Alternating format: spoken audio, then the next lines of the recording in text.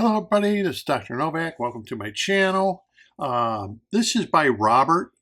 These photos of his nitrate reading, the same test kit I use. It says, "Hi Dr. Novak, just wanted to update you on my 20-gallon tall. Just took nitrate readings and it was 0.11 parts per million and wonder how it could drop like that from 1.61.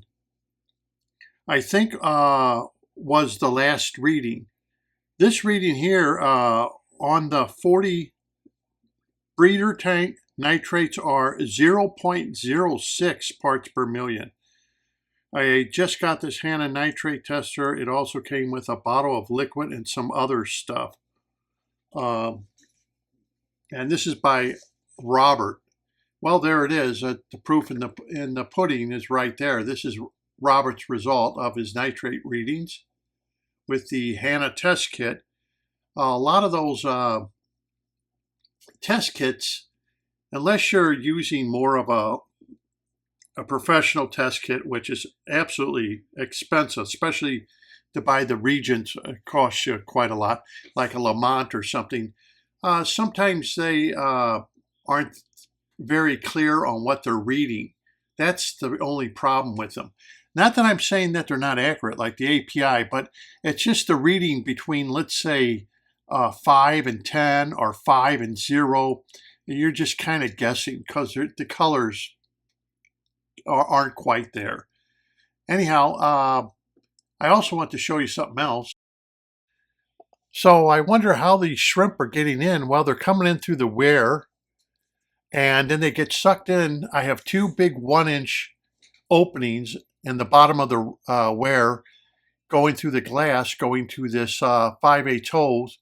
And of course, as you can see, the shrimp, how they get sucked in there, and then they just wind up in the canister. Then whenever I clean the canister out, the shrimp are at the bottom of the canister. I just cleaned this canister and found some more shrimp at the bottom, and I threw them in the Goldfish aquarium. But look at that. That's how these guys are getting in. I don't want to put a screen in it because of the fact of it is, I know a lot of people are going to say, add a screen. Well, I don't want to put a screen because it's in the weir. And I would constantly have to reach my hand in there 24 inches deep to constantly clean out the screen. So that's not something I want to even get into. I just look at it, it is what it is. Okay, this is a betta fish bowl here, or tank if you want to call it that. And this is from Richard. And Richard says, thank you for the videos and the info on Anoxic filtration. Love it, especially as a septic system homeowner in DuPage County, which made me study aerobic versus anaerobic bacteria as I was troubleshooting my system. The female betta tank in the photo is a month old with an under gravel plenum set to bubble as slow as the pump flow valve will allow before stopping. The tank is still finding itself before the anoxic conditions fully kick in, but I will be patient. Also set up a 20-gallon tall a few weeks ago with 4 inches of safety zorb, which I have also mentioned that if you can't get the kitty litter, safety zorb. A lot of people seem to be able to find the safety zorb at Tractor Supply houses. And a 1/2 inch of red fluorite in the middle of the top of another plenum set up to bubble as slow as possible. Added water on Saturday. Bought all the plants and fish on Sunday at the GCCA event. The GCCA is Greater Chicago Cichlid Association. That was a club, and I used to go to that whenever they would have it because they used to have good fish there. Well, used to have. They did have very good fish there, and sometimes you can get some very rare fish or discus at that event for a good price. I mean, it was just a wonderful place to go. Jam-packed, wall-to-wall people, though. So if you're claustrophobic, you don't want to go there. I mean, it's jam-packed, wall-to-wall people. They sell plants, fish, used equipment, fish tanks, you name it. The only thing I didn't like about it, and I'm going to be honest with you, I wonder if Richard will agree with me, you'd see dealers there selling. And that kind of didn't set right with me, because a dealer, you know, they have a fish store and they're showing up at this event where these people are breeding fish out of their basements and stuff like this, you know, out of their homes. I didn't like that. I thought, you know, dealers coming here, no, that, but I guess some people don't really care if the dealers come. But I didn't find their prices, if they were a dealer, to be any bargains. So I couldn't understand why the dealers were showing up. But that's just me. Let's see. Added water on Saturday, bought the plants, blah, blah, blah. And all is well. Added 9 neons to next week after determined the baby swords and goldfish were healthy and all fish are growing and doing great. Neons grew too in the 3 weeks. Unbelievable success compared to my past attempts. By the way, a clean 4-inch STS bed flows tremendous amounts of water through the uplift tube with the bubbles set way low. I accidentally tested this because I filled half of the new tank with cold water, then the rest with hot water, and turned on the Plenum air stone. I put the back of my finger at the output of the lift tube with slow bubbles coming out and was amazed at how cold water was pouring out and hitting my finger while the back of my fingers were in the hot water. I basically could not turn the air stone flow low enough to barely detect the cold water. This helped me feel confident that the Plenum would not turn anaerobic like a glass-bottom substrate would. Live that, done with it forever, if I can help it. Now, that's what he did was a real good test.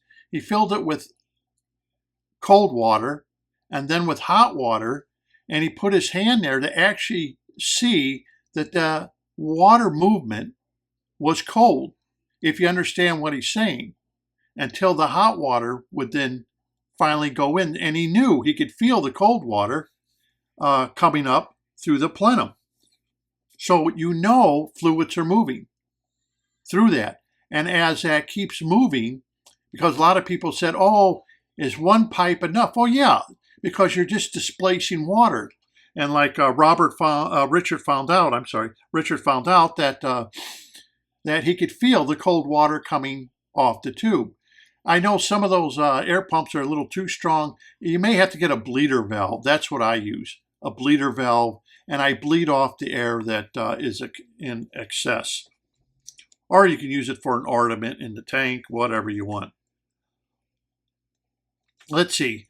So my next cheapskate idea is, have you ever tried a spin-down filter with a 100 micron mesh as a mechanical filter to catch particulate?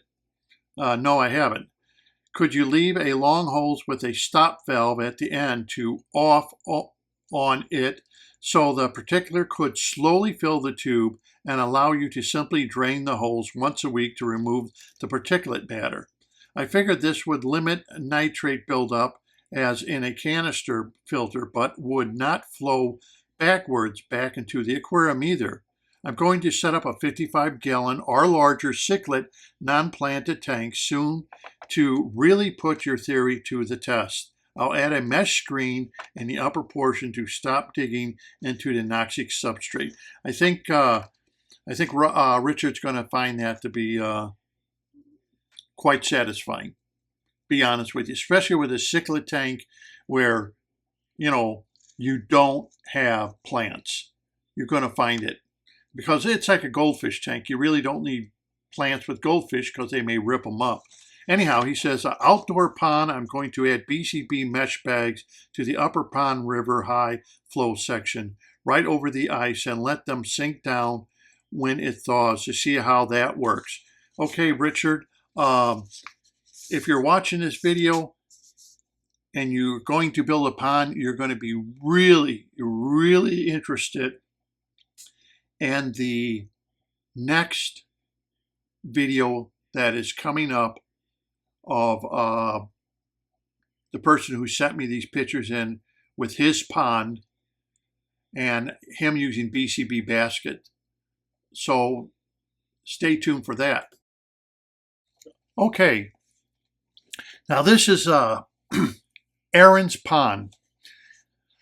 He writes, I'm so glad I found you on YouTube. Currently doing some anoxic filtration experiments on a fresh and saltwater aquariums, which I will show you. The saltwater aquariums, I'm constantly getting saltwater people asking me, has Plenums been used on saltwater aquariums and so forth? Well, now you're going to get some pictures from Aaron and my 50,000 gallon koi pond. I'm very much like to talk to you. Feel free to contact me anytime. Thanks, Aaron. I'll take you up on that, Aaron. But, okay. So, this is Aaron's 50,000 gallon pond. Now, I don't think people realize the scope of the Anoxic filtration system. Aaron's building this 50,000 gallon pond. Aaron's probably not going to buy cheap koi. I don't get where people don't understand that koi are very expensive and you only want the best. In fact, like I said before, another guy named Zach had a 12,000 gallon pond, and he used to take fish and grow them out in his 12,000 gallon pond using the Anoxic filtration system and sell them, because other people could not, using conventional filtration systems, get their koi to become big and grow them out. But Zach could. Okay, so anyhow, let's go on. Let's see. Sending some current pictures, let's see, of his facilities, which we're looking at right here. Currently doing anoxic filtration experiments on 6 freshwater and 2 saltwater aquariums and 2 connected pond systems of about 70,000 gallons. I've kept various aquariums and ponds over roughly 35 years or so and have never been so excited to be back in the hobby after finding out about your new Anoxic system. I'm about 95% believer in your system. Just need about 6 more months of testing yet. So far, I'm into the Anoxic experiments for roughly 1 year and have had the best success and experience in over 35 years of keeping all forms of aquatic life. I'm starting to be a believer. Now, I understand that, what he's saying. A lot of people out there, it's just hard for them to believe, and therefore they become the namesayers. You don't know what you're talking about. It doesn't work. Well, apparently here's somebody who is experimenting with saltwater and freshwater, and he's letting me know his success so far of over a year using the system. Okay, for all you saltwater people that keep asking me about, oh, what about plenums and saltwater? Well, here you go. Here's a couple of his saltwater aquariums that he's using. I guess the proof is in the pudding there. Let's see. He goes on, I have bought countless half-dead fish from Petco and PetSmart, but then put them into Anoxic system tanks. Some planted, some not. Remember, I've told you, plants aren't part of the system. They're an add-on, but unlike, let's say, father fishes, where you have to use plants, no, not with a plenum, not with an Anoxic system. You don't have to use plants. It's an option, which is good, because, cichlids, geophagus, your Africans, goldfish, okay. Let's see, planted some not and brought them back to life. some of the crappiest fish look phenomenal after just a few days, even after buying them covered in ick. I'm currently using mostly floor dry or oil zorb for my clay-based kitty litter. Now, in other words, he's probably getting these from a Tractor Supply House or something like that. Let's see, I told several friends about the benefits of kitty litter when I first found you. They said I was crazy and would never do such a thing. They didn't even know what a UG filter was. But seeing is believing. I'm sold. I look forward to talking to you. Thanks. And Aaron, I look forward to talking to you.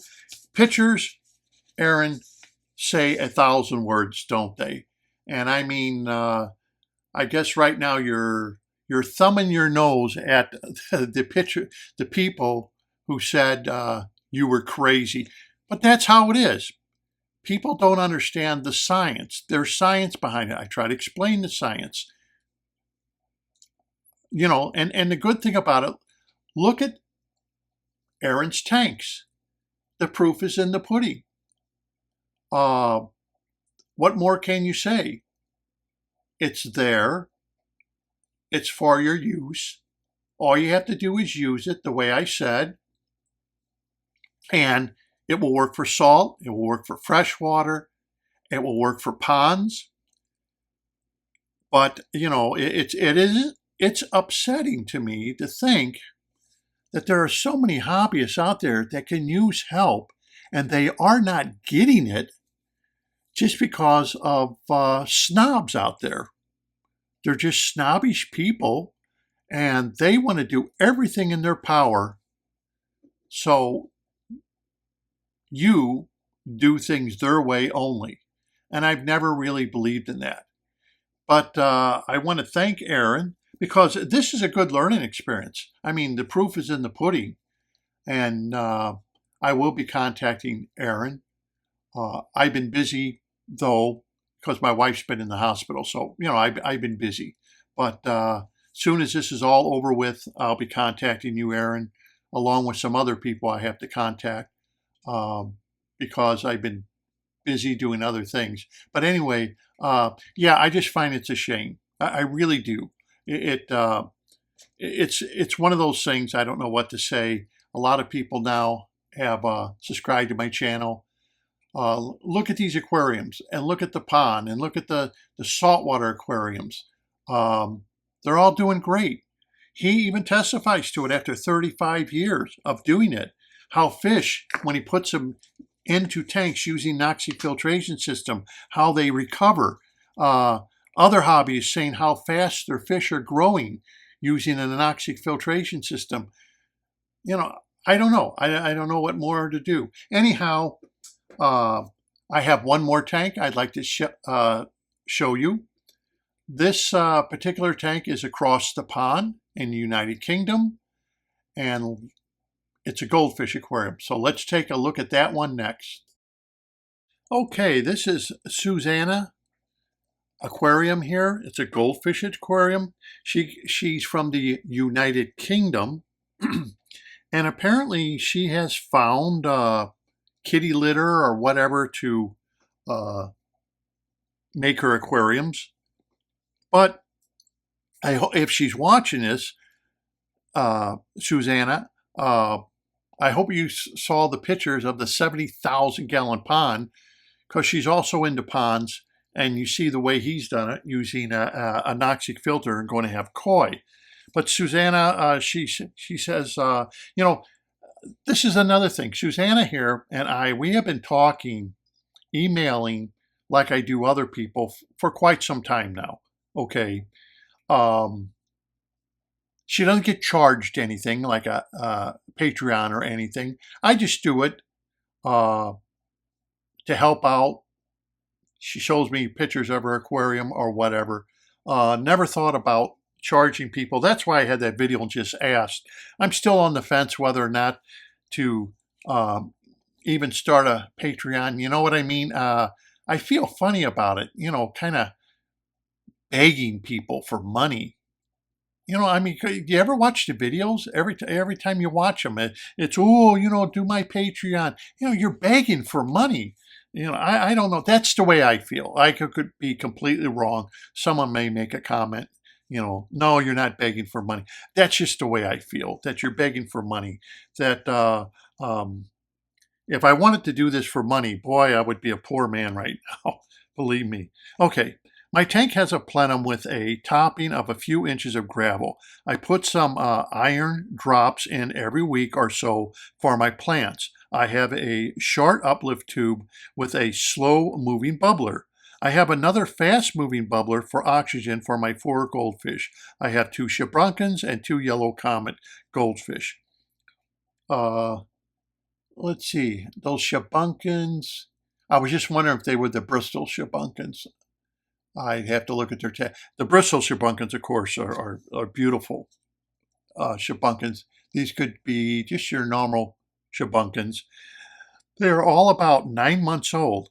I also have a canister filter with 2 BCB bags and 2 sponge in it. Also, I have a very small filter that came with the tank. This has a spray bar, and I have put kitty litter soaked in iron in a bag inside the filter compartment. The aquarium is now 2 months old. The nitrates never get higher than 40 parts per million, but I changed the water up to 50% as I try to keep the nitrates to be 10 parts per million. So I do weekly tests and change the water once or twice a week as my tank matures, and I expect the water changes will decrease. I would say that's quite a lot of water changes. Um, I think you can go a little easier on the water changes. Even with the goldfish, once a week should be more than enough, especially with goldfish, so they'll grow on you. I wouldn't do it any more than that, Susanna, just once a week. I have been thinking about goldfish lately. They are far more intelligent than your average layperson knows, I believe. I have an outside pond. I have already sent you some pictures of it. It is above ground. That's how my pond was, above ground pond. It was there still there, over 30 years when I lived there. So at the moment in the aquarium, the goldfish have glass all around them. They see into the outside world on 3 sides. But in a pond, all the goldfish sees is the sky above them and black pond liner on 4 sides. The pond is nearly square. I worry that if I put the goldfish back into the pond, they will hate it. Well, Susanna, no, they won't hate it. But there is a little trick, and I'm going to tell you. So your goldfish don't wind up dying. Whenever you take fish out of the pond and it's starting to get cold, you can acclimate them to a warmer climate. Okay, just take them out, make sure they acclimate, make sure they get used to the warmer temperature before you release them.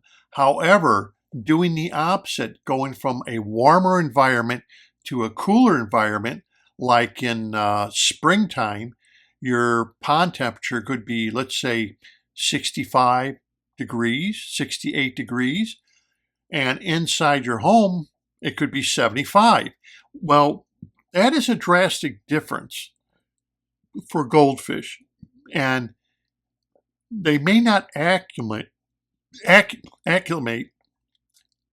very easily, meaning that they could wind up getting a disease just because of you turning around with the goldfish and putting them in the pond.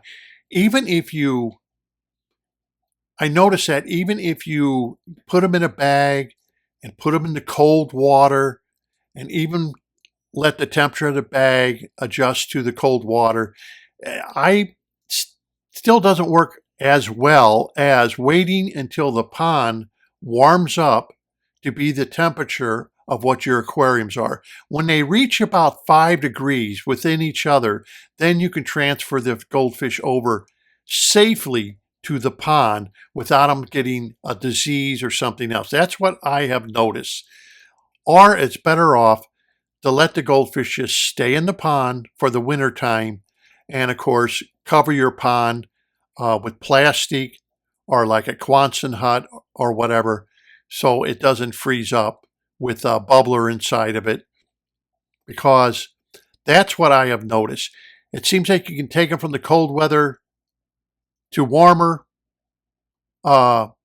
environment or cold environment, but doing it the opposite, it's best to let that pond settle in, because see, they've acclimated to that colder temperature. Their bodies are used to it. They build up fat and everything else. Now you're trying to take them from, they've lost all that fat, from a warmer environment to a colder environment that's going to maybe even stay cold for a while, and they haven't built up that fat or immune system yet. They will have an immune system, but that's at the warmer temperature. Then their immune system winds up going down because of the cooler temperature, and they can wind up getting sick on you. So Susanna, before you change your fish over to the pond, if you wish to put them back into the pond, wait until the pond temperature reaches the same as your house temperature. So as soon as it hits that 70, 75, let's say your house is 75 degrees or 74, and that's what the aquarium is, check out the pond. If the pond's around that temperature, now it's time to move them. And you won't have to worry about them getting sick or anything else. Anyhow, that is it for this video. I hope that everybody enjoyed looking at other people's aquariums. I still have lots and lots more people sending me pictures and stuff, so I will show them. I think it's good that people see other people's aquariums. Whether, doesn't matter where you live in the world. That doesn't matter to me. And if you do have a question, I'll try to bring up the question on my video, so when I answer it, everybody can hear what the answer is. So this is Dr. Novak. Until next time, happy fish keeping, and please subscribe to my channel, because then we all know the routine, how YouTube treats things. They push things off to the back burner and let some of the bigger stations get top billing when someone tries to Google something, or maybe go on YouTube and they want to find out something. They usually push the other channels up ahead, and somebody could wind up missing the opportunity to learn something different. It doesn't mean they're going to maybe use it, but at least it's something different that they wouldn't have known in the very beginning. So until next time, happy fish keeping, and thank you for watching.